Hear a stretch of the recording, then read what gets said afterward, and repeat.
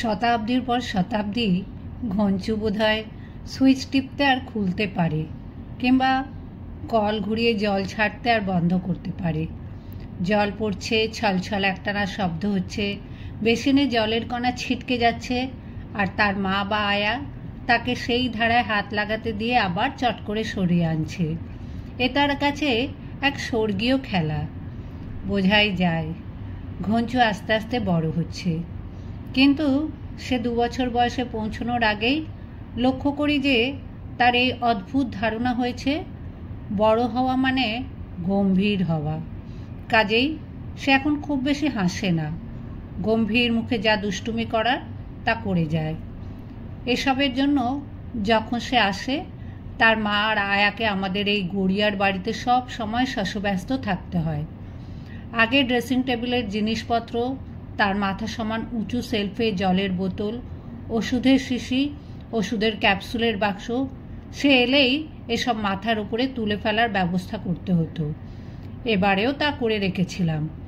ফলে সে যেমন এসেই ব্রাশে গাঁথা সব চিরুনিগুলিকে এক ঝাপটায় মাটিতে ফেলে দিত, এখন সে সুযোগ পায় না।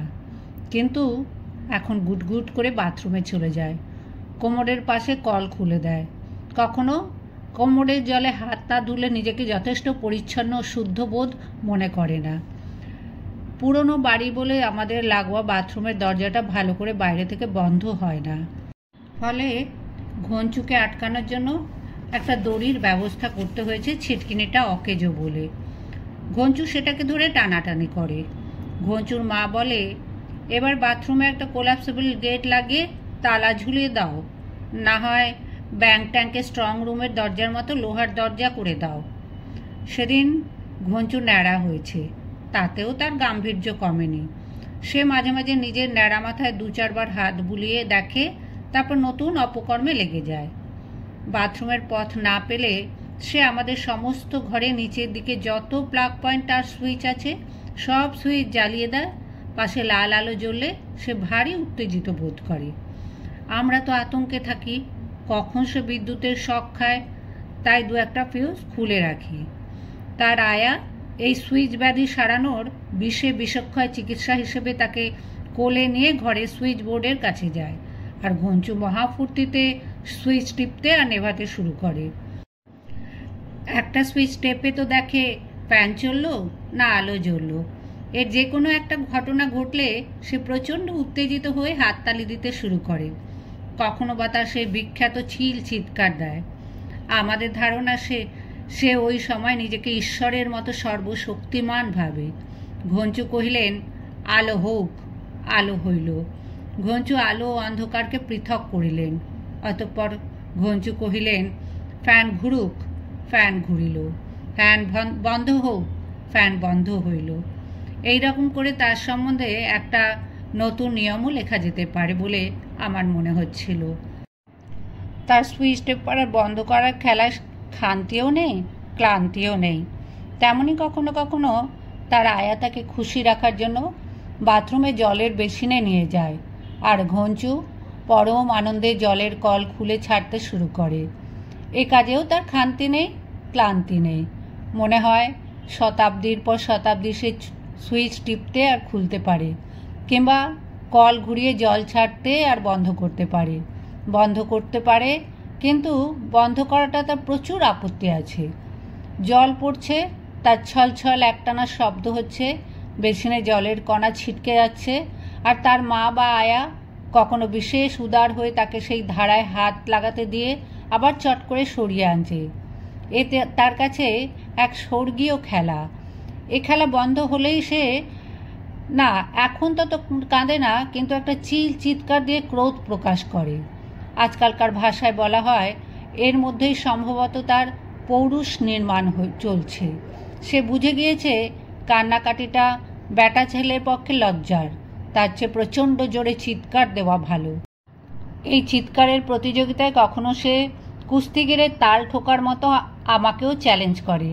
তার কোনো দোষ নেই। আমি 2-1বার তার চিৎকারের সঙ্গে পাল্লা দিয়ে চিৎকার করেছিলাম। সে চেষ্টা করে আমাকে যথেষ্ট নাস্তানাবুদ হতে হয়েছিল। আমার ফ্যারেঞ্জাইটিসের গলা তার ওপর ৭৮-এ বুড়ো। আমি অত চিৎকার করে পারবো কেন? একবার চিৎকার করে হেঁচে কেশে হেঁচকে তুলে অস্থির হয়েছিলাম। বাড়ির সকলে কি হলো বলে ছুটে এসেছিল। ঘোঁচুর মাকে কাঁধে থাবড়া দিয়ে আমার টাকে পাখার বাতাস করতে হয়েছিল অনেকক্ষণ।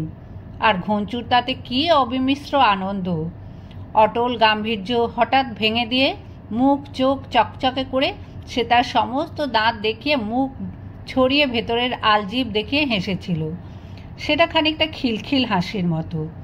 শিশুর খিলখিল হাসি এ পৃথিবীতে কার না ভালো লাগে, কিন্তু আমার সেটা মোটেই নিষ্পাপ ও সুবিধাজনক হাসি বলে মনে হয়নি। নেহাত তার অট্টহাস্য করার বয়স হয়নি। এমনকি খ্যাক খ্যাক খিক খিক বা খুক খুক করেও সে হাসতে পারে না। পারলে সব রকম হাসি সে হাসত। তারপর থেকে প্রায় সে আমাকে খ্যাপানোর জন্য আমার কাছে এসে একটা ওই চিৎকার দেয়, মুখটা গম্ভীর কিন্তু চোখের কোণে অবিশ্বাস্য দুষ্টুমি, যেন বলতে চায়, কই হে, আমার মতো একখানা জম্পেশ চিৎকার দাও দেখি। আমি আগের অভিজ্ঞতা থেকে শিখে গিয়েছি, মোটেই তার চ্যালেঞ্জে সাড়া দিই না, বরং হেঁড়ে গলায় রবীন্দ্রনাথের জীবন যখন শুকায় যায় গেয়ে উঠি। তাতে সে একটু দমে অন্যদিকে গিয়ে বোরোলিন বা কিছু টিউব চিবিয়ে খাওয়ার চেষ্টা করে। দুপুরে একটু ফাঁক পেলে আমি যখন ঘুমিয়ে পড়ি, ঘঞ্চুও ঘুমোয়, কিন্তু সে আমার অনেক আগে উঠে যায়। তারপর বিছানা থেকে সরাত করে নেমে এসে আমার নাকটা ধরে টানাটানি করতে থাকে। কেন সে এটা করে তা আমি জানি না। আমার নাকের এখন কোনো অপরাধ কেউ পাবে না। সে নাক অনার্য বাঙালির মতো মোটা আর ভোঁতা, কিন্তু তাই বলে 2.25 বছরের নাতি সেটা ধরে টানাটানি করবে? এটা কোন শাস্ত্রে লিখেছে? সে নাক এখন ডাকেও না, তেমন উৎসাহও নেই আগে যেমন জমিয়ে ডাকত। একটা ব্যাখ্যা অবশ্য এই হতে পারে যে আমার মাথায় এখন বেশি চুল বাকি নেই, সেজন্য চুল ধরে টানতে পারে না। অগত্যা খানিকটা শাঁকালুর মতো নাকটাই তার টাননীয় বলে মনে হয়। আমি জেগে উঠে হাইটায় তুলে তাকে জিজ্ঞেস করি, ভাই, এমনি করে কি দিন কাটবে? বলি, কাজকর্মের কথা ভাবতে হবে না? ঘঞ্চু ইশারায় বলে, কে বলে ভাবতে হবে না?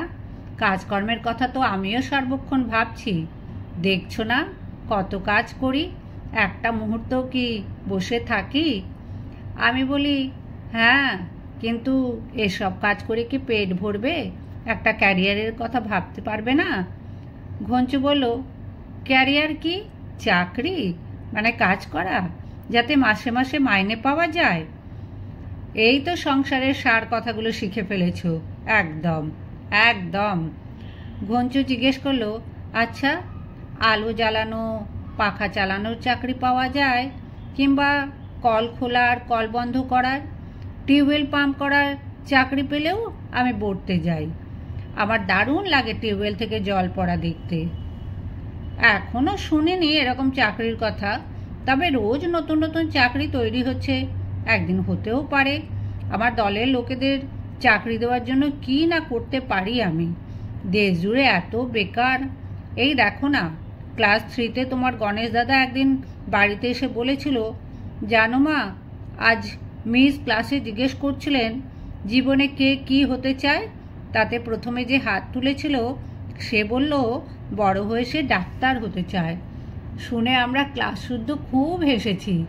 তার মা তাকে তখন জিজ্ঞেস করলো, কেন বাবা, এই কথাটা শুনে তোমরা খুব হাসলে কেন? তখন গণেশ দাদা বলেছিল, দূর, ডাক্তার আবার কেউ হতে চায় নাকি? যে ডাক্তারের কাছে প্রাণ গেলেও আমরা কেউ যেতেই চাই না। তার মা আবার জিজ্ঞেস করলো, তবে তুমি কি হতে চাও? গণেশ দাদা উত্তর দিয়েছিল, আমি বাসের ড্রাইভার হতে চাই।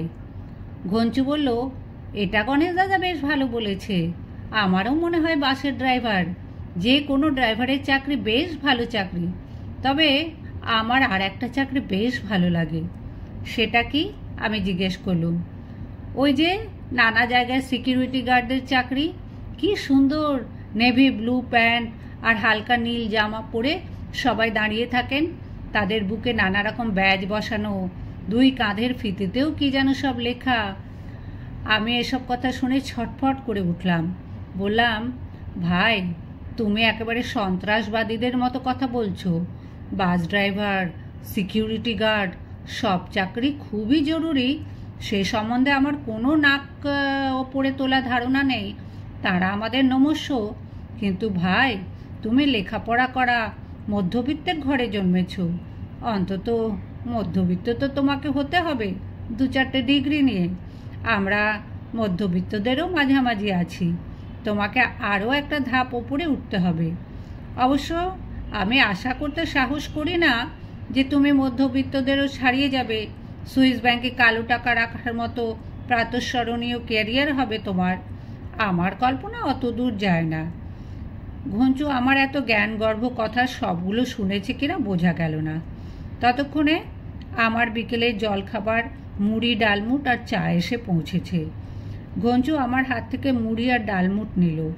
একটা মুড়ি সে সিমেন্টের মেঝেতে ঘষে ঘষে আরও সুস্বাদু করার চেষ্টা করতে করতে বলল, কেন মধ্যবিত্ত হতেই হবে কেন? 2-4টে ডিগ্রি করলেই কি চাকরি পাবো? আমি দেখলাম প্রশ্নগুলো খুব বিপজ্জনক দিকে মোড় নিচ্ছে, তাই আমি আর তর্ক না বাড়িয়ে চার মুড়ি ডালমুটে মন দিলাম। ওর আয়াকে বললাম, যাও ওকে নিয়ে বাথরুমে কল খোলা আর কল বন্ধ করার খেলা খেলাও। মনে মনে ভাবলাম, কি জানি ওরা যখন বড় হবে তখন একদিন এটাও একটা জীবিকা হয়ে যেতে পারে। এখন একটু ট্রেনিং হয়ে থাক।